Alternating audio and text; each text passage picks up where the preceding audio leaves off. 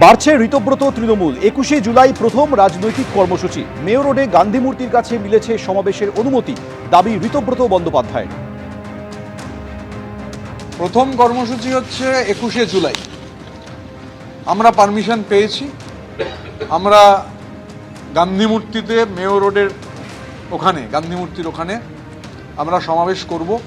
স্বাভাবিকভাবে এখন প্রথম কর্মসূচি হচ্ছে 21শে জুলাই। কেউ তো তখন সিপিএম করছিলেন, কেউ অমুক করছিলেন, তখন তো তারা কি শহীদ তর্পণ করবেন?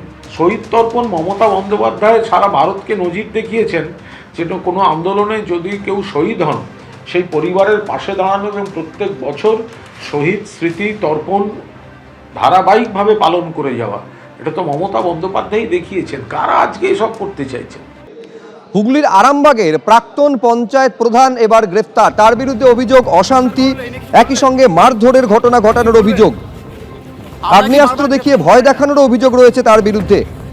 অভিযুক্ত প্রাক্তন পঞ্চায়েত প্রধান আব্দুল আজিজ খান ওরফে লালটু 2018 থেকে 2023 সাল পর্যন্ত লালটু হরিণখোলা 1 নম্বর পঞ্চায়েতের প্রধান ছিলেন। বিভিন্ন মহল থেকে শোনা যাচ্ছিল অফ ক্যামেরা, নির্বাকটা কেন, কি সমস্যা কি? রিসেন্ট টাইমে কিছু বলবেন? কেন গ্রেফতার করা হলো, কেন দাদা কি বলবেন, কেন গ্রেফতার করলো? আপনি মুখে যাচ্ছেন, কি ব্যাপার, গ্রেফতার কেন করা হলো?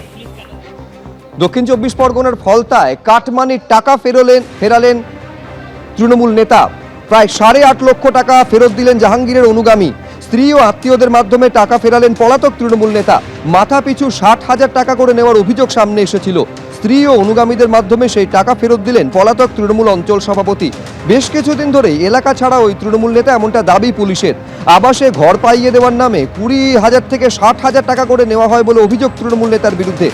অভিযুক্তর বিরুদ্ধে অভিযোগ দায়ের হয় এবং তারপরই পলাতক হয়ে যান অঞ্চল তৃণমূল সভাপতি গুরুপদ মণ্ডল। আর এবার 8.5 লক্ষ টাকা ফিরিয়ে দিলেন তৃণমূল নেতা।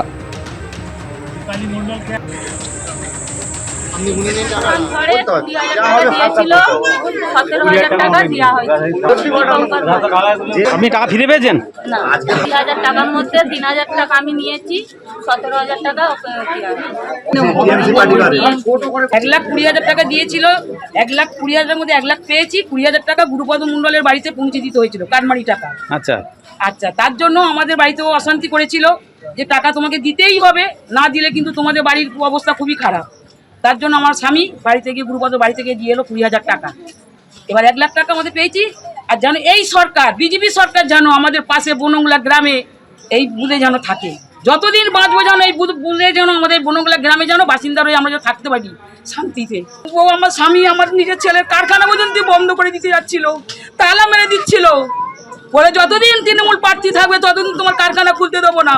কোনোদিন ভাত খাইনি। ওই গুরুপদ বাড়ি থেকে বলে এসেছিল রাস্তায় আমার বাড়িতে গিয়ে।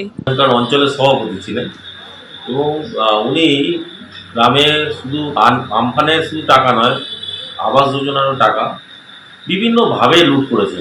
সেন্ট্রাল গভর্নমেন্টের বিভিন্ন স্কিমের টাকাও লুট করেছে। আর আজকে ওনার নামে প্রায় 3-4টে এফআইআর হয়ে আছে, ফলতা থানাতে এফআইআর হয়ে আছে। উনি ইলেকশনের রেজাল্টের পরের দিন থেকে ঘর ছাড়া হয়ে আছেন, ঘরে ঢুকতে পারেননি। স্কুলের ম্যানেজিং কমিটিরও প্রেসিডেন্ট ছিলেন, সেখানেও টাকা তছরূপ করেছে। কয়েক কোটি কোটি কোটি টাকার মালিক এবং সাধারণ মানুষের টাকা লুট করেছে এই গুরুপদ মণ্ডল, উৎপল কাঞ্জি, প্রচুর লোকজন রয়েছে। এবিপি আনন্দ, এগিয়ে থাকে, এগিয়ে রাখে।